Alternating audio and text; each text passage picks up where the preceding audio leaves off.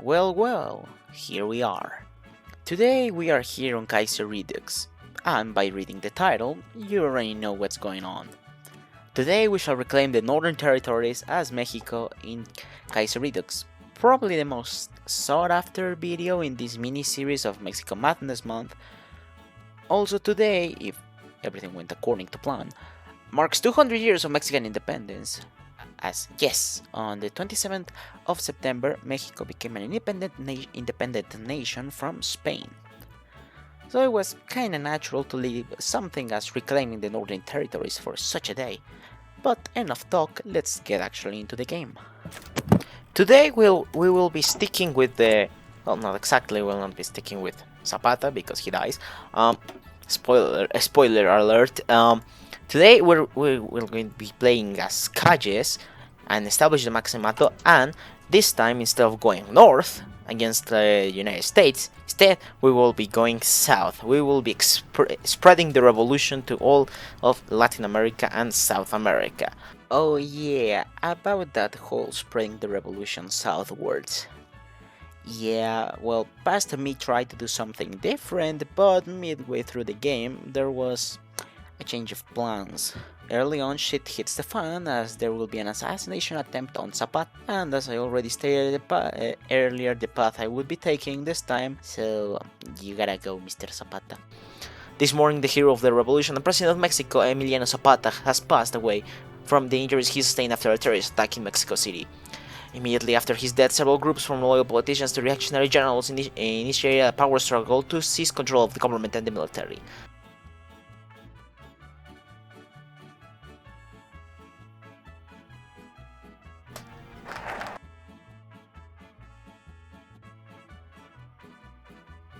One of the first things to do was to pass a series of controversial laws about the Catholic religion, which basically restricts many of the liberties and adds some surveillance to the whole thing. Clearly nothing bad is going to happen from passing this law, right? Well, not exactly. Who would have thought that passing a law that severely restricts the Catholic religion, that is the religion of basically 90% of the country, would make the most extremist elements angry and causing them to rebel? And fun fact, this also happened in real life. The Cristero War was a thing as Calles was the leader of Mexico from 1924 to 1928, officially but ran the country in the shadows until 1936. But no matter, since it's just a minigame that requires some guns, we shall take care of this in no time.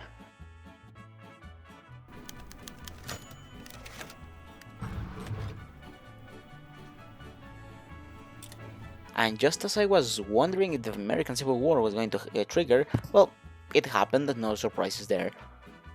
Also, at the start of the game, I changed the game rules so that Texas would appear to spice things up a bit, but as you will see later, they would basically do nothing in the grand scheme of things. Because Texas is seated, I got the option to take El Paso or Trans Pecos, and you know I was going to get it. I mean, it's free real estate. And so the Americans were at war with themselves, so it meant that I had a free reign on the whole of South and Central America, if it was not for the justifying war goals limitation. Texas also tried to get El Paso back, but I just refused. I mean, what were they going to do? Like, they did not even have a proper army, just some militias.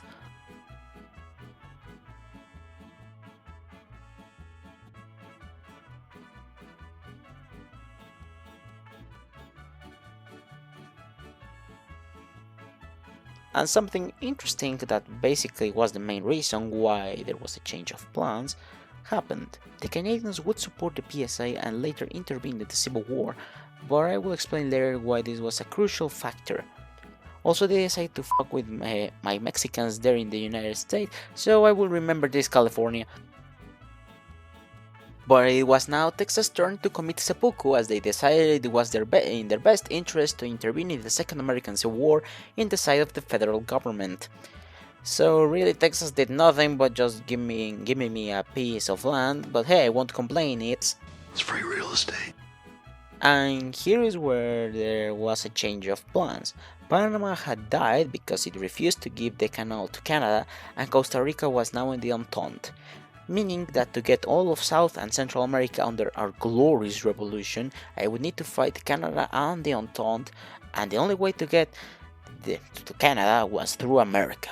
But I decided to worry about that later and started my justification on Cuba, and I thought it would have been a quick and easy invasion, but oh boy, how wrong was I? Let me tell you, invading Cuba, it's not fun at all. When, well, they decided to stack all their troops, or half the army, in their capital, La Habana. So, the first time I tried to naval invade, well, it failed, so I thought I would use a distraction invasion that would result on them leaving the capital, but no.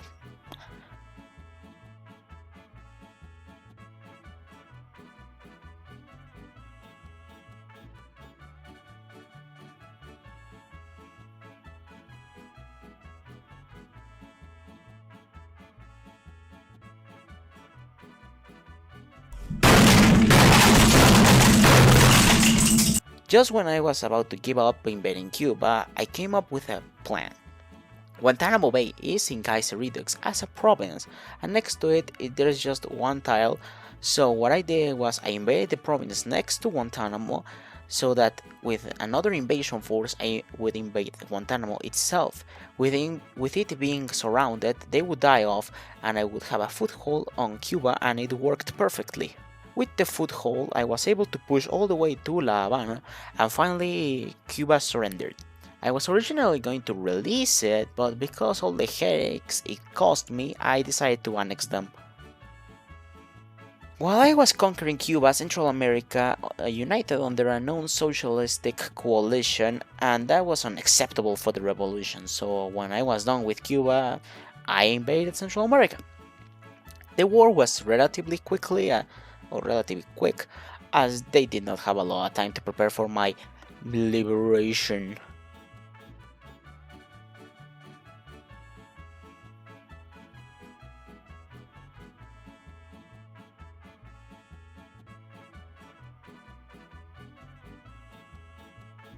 I decided to release them as I had no use for them, unlike Cuba, which had those juicy resources. And just as I was preparing my next move, the Canadians decided to join in on the fun that was happening in America. And that was when I realized that if the PSA won, they would most likely join the Entente, meaning that at that point I would be fighting the whole Entente and a unified United States, so I decided I could no longer stay neutral and had to intervene in the conflict. But first I took a quick detour to Haiti and the Dominican Republic just to secure the Caribbean for myself.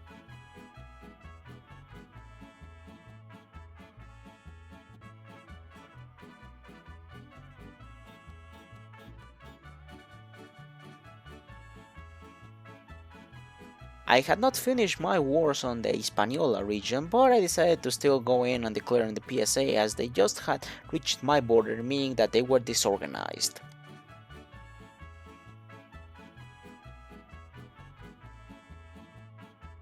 And the good thing from joining the war late was that since Canada already intervened in the conflict, they would not be at war with me, even though I was at war with their ally and main benefactor in the Civil War. The PSA was the strongest faction at that time, but as I joined the war, that meant that they had now two fronts to worry about, and so my offensive was successful with us capturing Los Angeles.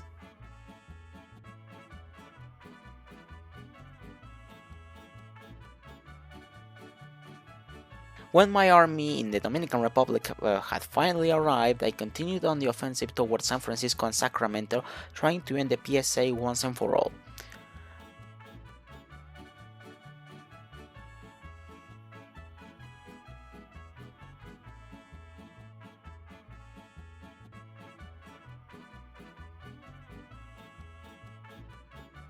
But before I could do that, the PSA wanted a ceasefire, I wanted to end the PSA itself, but continuing the war would cost me 200 political power, so I decided to demand all of California from them, thinking that they would not give in, but apparently the West Coast is such a pussy that they gave in and lost their most important province. So in this case I had no choice but to get the 200 political power penalty. Also, since I was now boring the US or their puppet, the Western Command Center, I could now take my focus off the Reconquista to deal with the land when we would regain all of the lost land in 1848. Also, yeah, at this point I completely abandoned the original idea and went full Reconquista mode. I made the final offensive on the Pacific Front, and when I took Sacramento and San Francisco, they surrendered.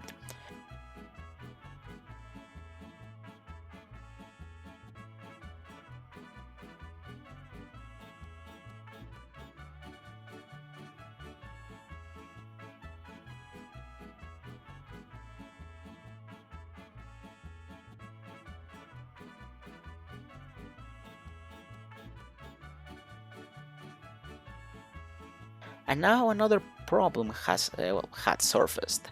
The car which I helped as they were struggling against the PSA were now massive, and even if I decided to focus on the original plan of the video, the car is one of the tags that has the whole Manifest Destiny focus tree, so it was better off to deal with them while they were at war with everyone than later.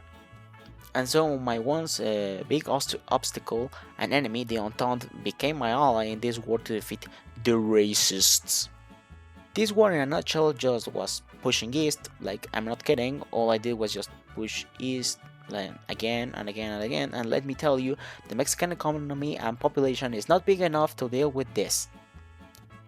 At some point Australia took control of the Rockies. This war was just so confusing on who controlled what, but I really did not care on who had what, I just wanted my territory back at this point.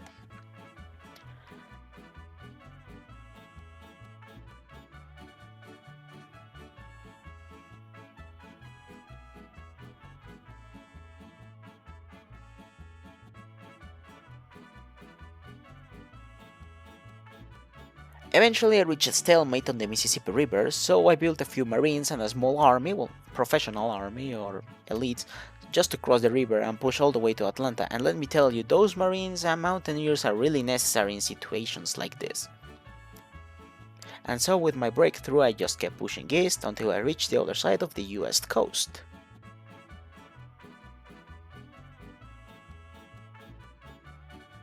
At some point Britain decided to help me out.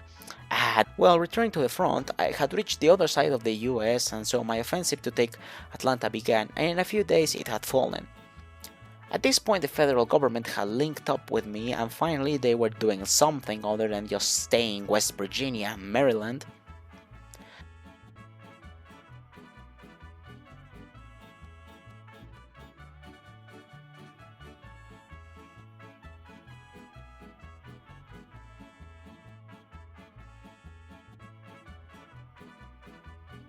The war was getting a bit too long for my liking, so I did a risky maneuver and used my elite troops to cut through the entire US and reach their new capital in Chicago. And as you can imagine, just the CSA died early on.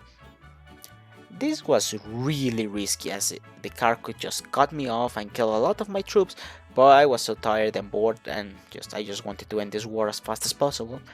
And it actually paid off as I took Chicago and basically splitted the car in two. Now that's a lot of damage! And with a few more pushes into the northern states to take a few more victory points, the war was over and now it was time to buy the spoils. And let me tell you, those borders do not look pretty at all. At this point I just decided to end the Federalists as they controlled the rest of my rightful territory. Plus they were already losing to the Entente, so it was a win-win either way.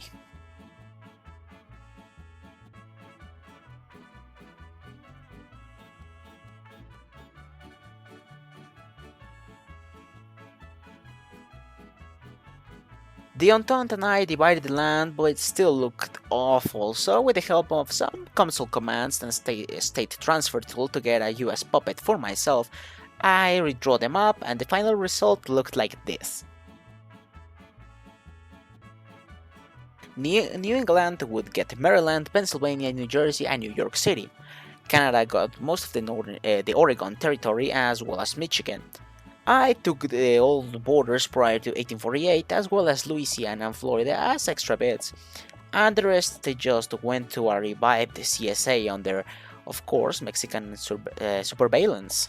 Not long after the war, the gringos started to riot. I mean, rightfully so, but still. So it was time to reorganize the North so we could reintegrate the Mexican secession. Also, the CSA celebrated that they won Civil War, but I don't know if I would call it a win, considering how half of the land is either on the North under Entente or Mexican rule, and you're under the Mexican thumb. But yeah, sure, let them celebrate, I guess. Of course, the Texans would not just stay put and decide to rebel once again. The only thing was that trying to rebel against the nation that basically defeated all the factions in the Second American Civil War was not the greatest idea, and soon the whole rebellion just collapsed.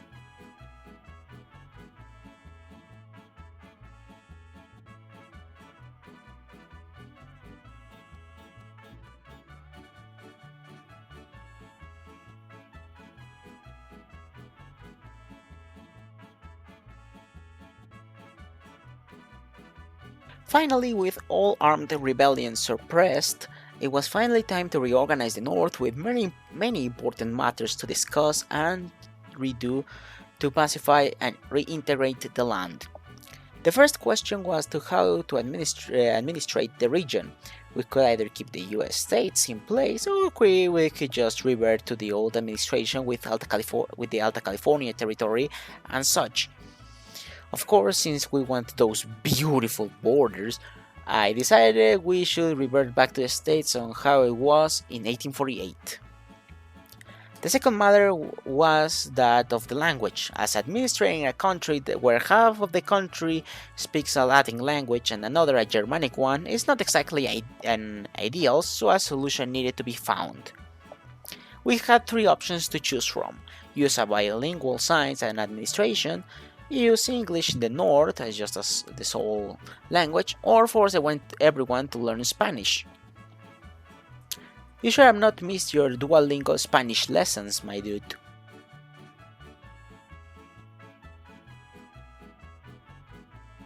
Now, on to another controversial issue: religion. The fact is that half the country is Catholic and the other half is Protestant, so what is the solution for this? Forcing the 1917 Constitution, making the state secular and putting anti-clerical laws in place. I mean, we already did it in Mexico, so who is to say that it would not work in the North?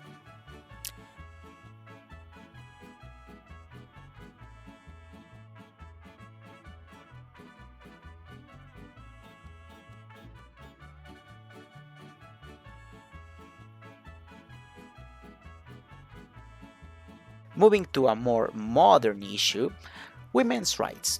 And you know, they deserve universal rights, even if it means that we're constantly making all the Americans angry at this point.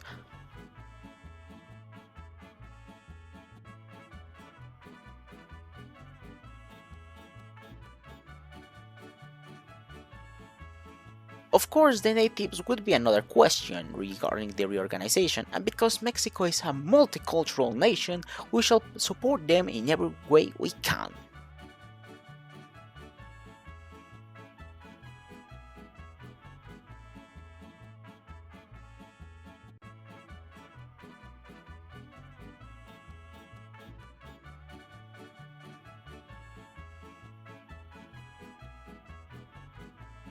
Though everything is not happy as peaceful as the great leader Plutarco Elias Calles died.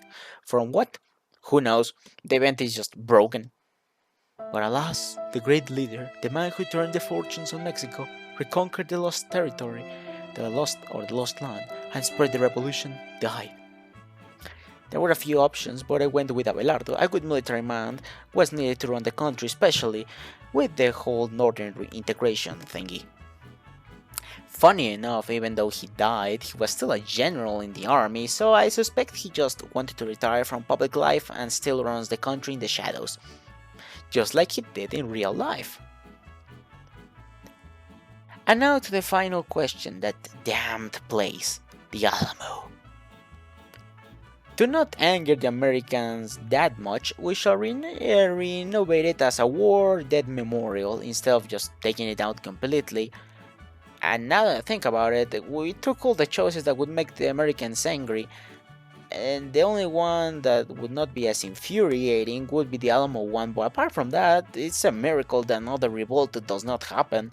And with so all the questions have been answered, and with the local garrisons in place, it's time to end the rebellion once and for all and reintegrate the Mexican secession.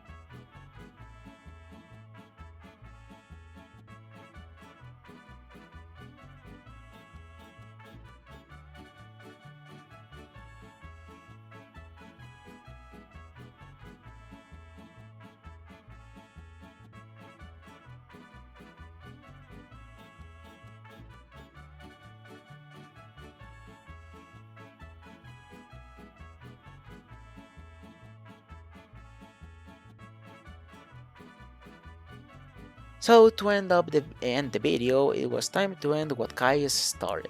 Don't mind the fact that he's probably still alive and running the country in the shadows, but we don't talk about that. And so that was the story of how Mexico reconquered its lost territories. I really hope you enjoyed the video. Next video, well, the last video in this mini-series, we shall go to Fallout Old World Blues mod and we'll play there. That was everything for today. I hope you enjoyed the video. This was the Defectus Expert, signing off.